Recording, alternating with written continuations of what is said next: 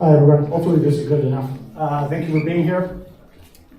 So as Lee mentioned, the goal of the talk today is to try to highlight how attackers normally compromise NHIs and in general how they leverage identity to breach systems. The reason for this is that everyone is talking about identity security, and there are, as you all know, there are different angles to identity.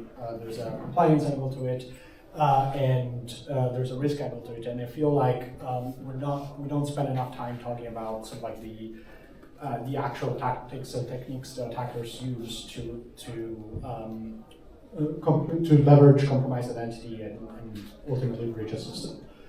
I will also say, just for context, that my background is mostly on the offensive security side, and I used to, before SlashID, I used to work at a company called CrowdStrike, and so generally everything you're going to see in this presentation is more geared towards sort of like the attackers' tactics and techniques, and less about the kind of like operational aspects of how do you protect NHIs.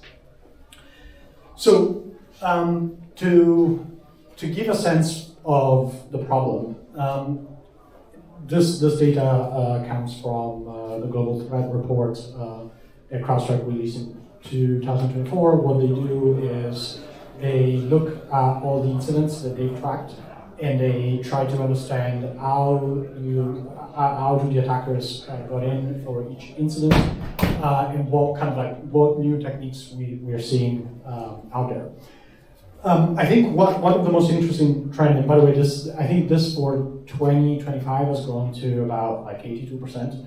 But in 2019, a lot of the attacks ended up using some form of malware. The initial compromise step varied a bit depending on the kind of like on the environment, but almost always once an initial machine was breached, the attacker would deploy malware to move laterally and maintain persistence and so on.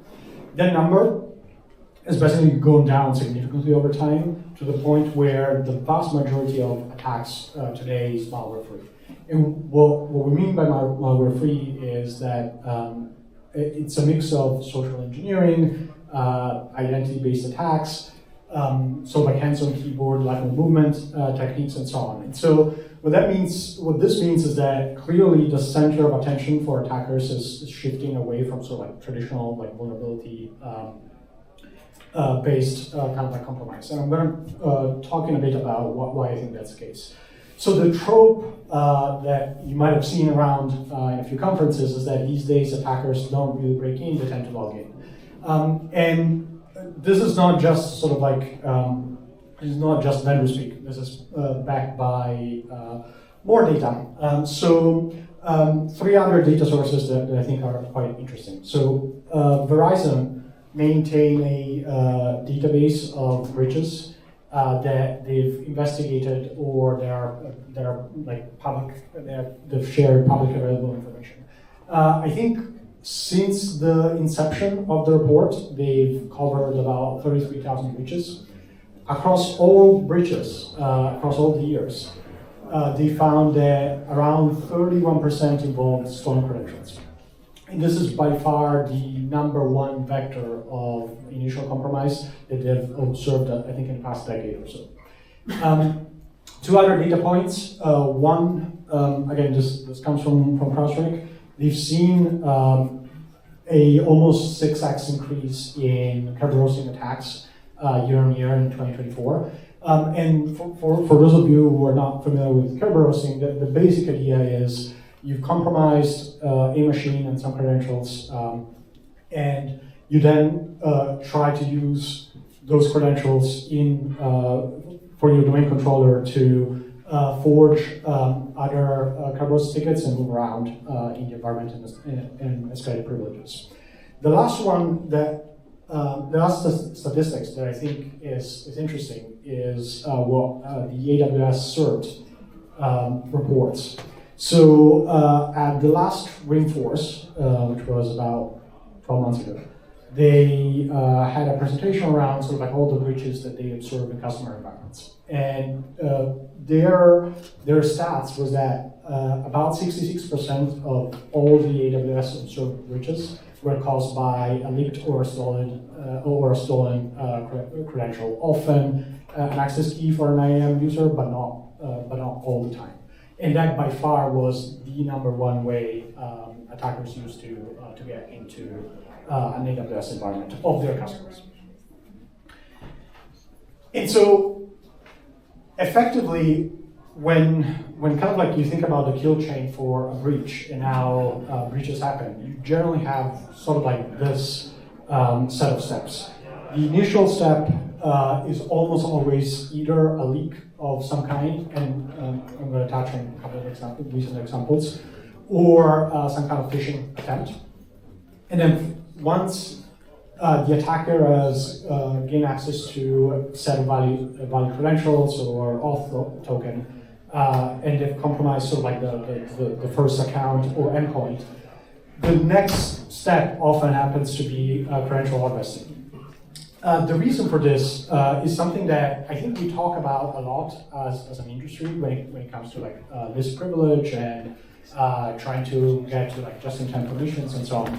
But I think we don't connect it enough to the risk-based reason of this privilege. And the risk-based reason of this privilege is once you want to be in a situation where even if a user is compromised or a credential is compromised, an attacker can easily move laterally from there. So they won't be able to say, oh no, I compromised this random user, but this random user has some kind of admin privileges over this environment, and then kind of like I can jump around from there. And so, unfortunately, today that's not the case. And so what you often see an attacker do once they've compromised the initial system is start harvesting credentials for the other systems to move laterally and escalate privileges. The last step changes a bit depending on the motivation of the attacker. If it's a nation-state attacker, generally they try to maintain persistence in the environment.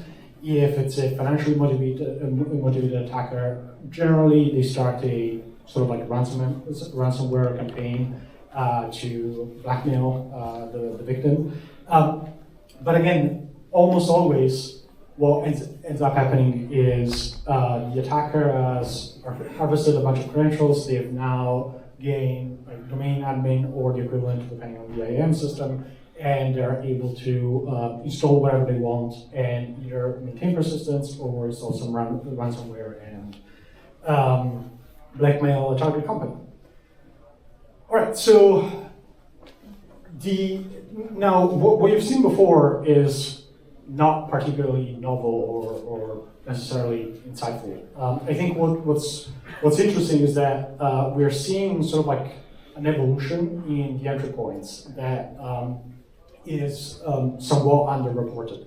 So yes, it's true that a lot of phishing is still happens because of apps that don't have MFA or MFA fatigue and so on. But the reality is we're starting to see attackers evolve significantly in terms of like how they breach companies or individuals. So one of the most interesting trends we're seeing is auth through consent phishing.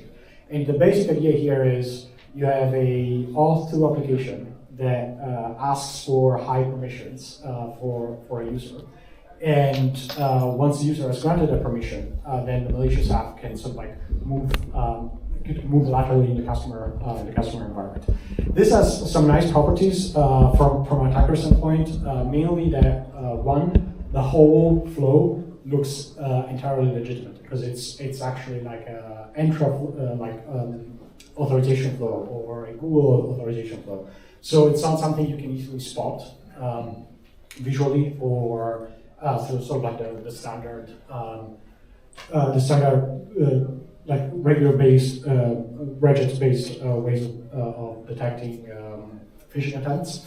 And the other interesting property about this is that generally companies have little visibility over auth to applications. So yes, technically you can sort of like go in Entra or Google Workspace and like look at all the credentials, all the outstanding like auth2 credentials. But it's not something that is readily available. It's not something you normally have sort of like other team built in for.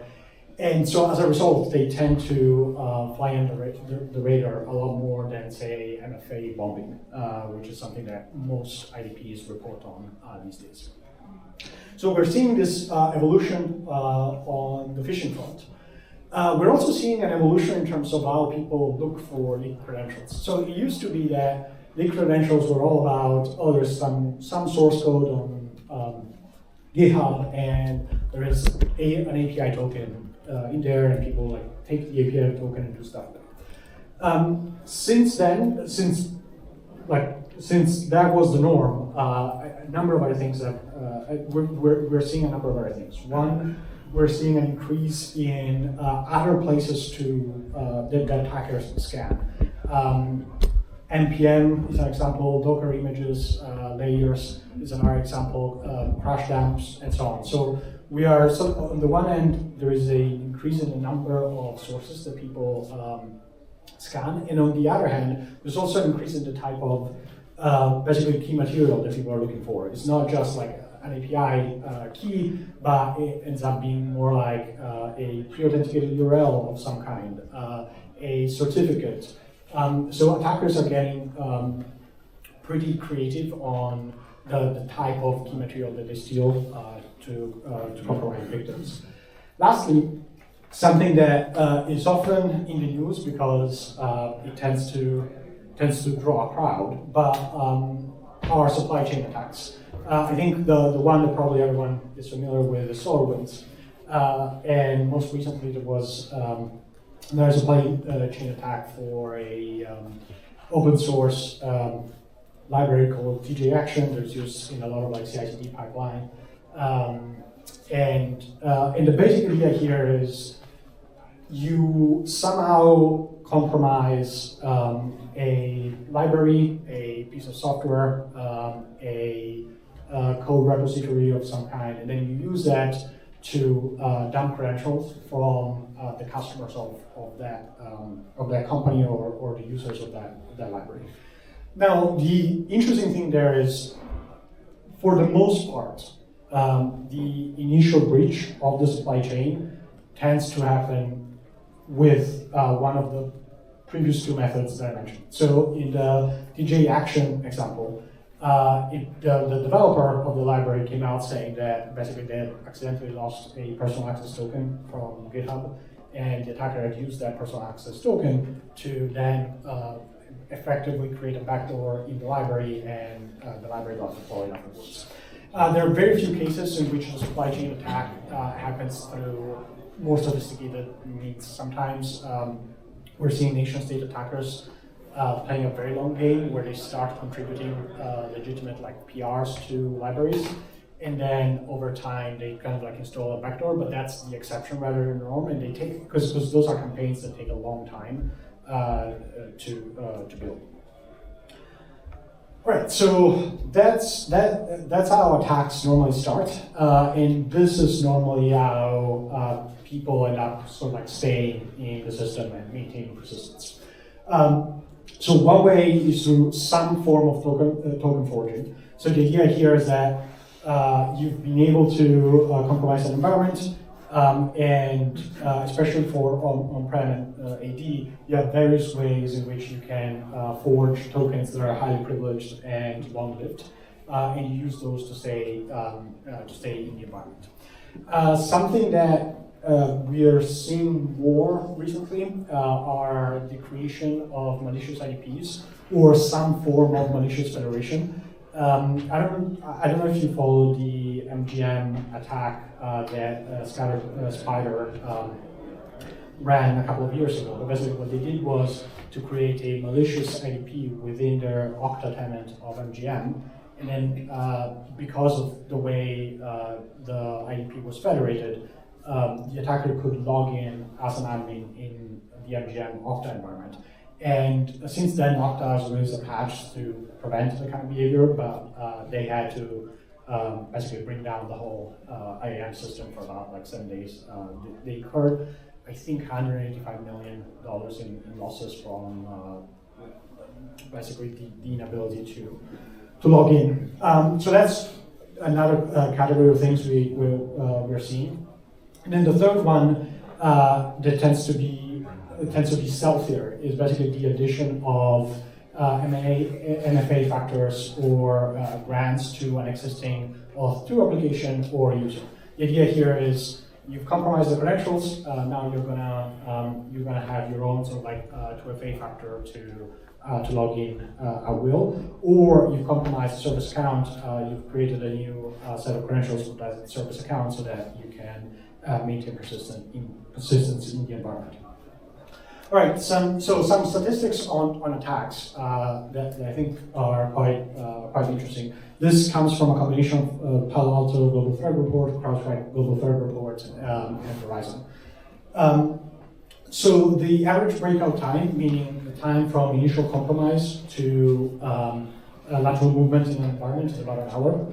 The median number of days before an attacker is found out is about 10 days. And the scary statistics is over 50% of breaches are not actually detected internally. They tend to be detected either from outside firms or the attackers themselves notify the company that they've been breached because of like ransom reasons or something. Now, the interesting thing is that when you look at identity breaches, so the kind of like this newer generation of breaches, the dwell time is significantly longer. And the detection almost never happens through a detection-based mechanism, through an identity detection-based mechanism. Almost always happens further downstream. There are a few fairly high profile examples in here. So Storm 0558 is believed to be a Chinese PLA state actor. They compromised Microsoft in 2023. Microsoft went through a CISA review because of it. It was like a massive deal and so on. Obviously, the motivation for an attacker like that is to maintain persistence in the environment. And what they were trying to do, among other things, one of the things they managed to do was to compromise the State Department, basically email server. And what's interesting is the whole chain was caused by an identity-based attack. They moved laterally through identity-related techniques, but actually the way this attack was detected was through a custom detection that the internal State Department SOC team had built to look out for email exfiltration. So it had nothing to do with any of the actual techniques used to breach Microsoft to begin with. And this is more the norm than the exception. Of this list, basically the only breach that was kind of detected through an identity-based detection was Cloudflare. When Cloudflare was one of the victims of the latest Okta breach, and what attackers did was to try to move laterally in the Cloudflare environment using the credentials that they had stolen from Okta. And the way Cloudflare detected that was through a knowledge log triggered by Smartsheet when the attackers were trying to create an admin user in Smartsheet to maintain persistence there. But of this list is basically the only identity-based attack that was actually detected through an identity-based detection solution. Everything else came downstream in some other way. I'll just kind of like briefly talk about the Midnight Blizzard breach. This was not the first Microsoft breach, but the second Microsoft breach that happened in 2024. This was perpetrated by supposedly a Russian nation-state attacker. And this is interesting because all of it was, again, identity-based. None of this was actually detected, again, through an identity-based kind of detection. So what the attacker allegedly did was to compromise a legacy system or a user of a legacy system that didn't have MFA, From there, that user was highly privileged. So they, or rather, had enough privilege to be able to change permissions of a auth2 app. So they used the auth2 app to create another set of API keys for that app. With that token, they then created, so through that app, they then created a highly privileged user in the directory. Separately, they created another auth2 app in their own tenant that requested high privileges from third-party tenants. And they used the user that they created in the bridge environment to grant permission to their own app before they clean up everything in the target environment so that people wouldn't realize that this new user had been created, the auth2 app had an extra set of credentials and so on. And they maintain persistence in the target environment basically through their own separate auth2 application.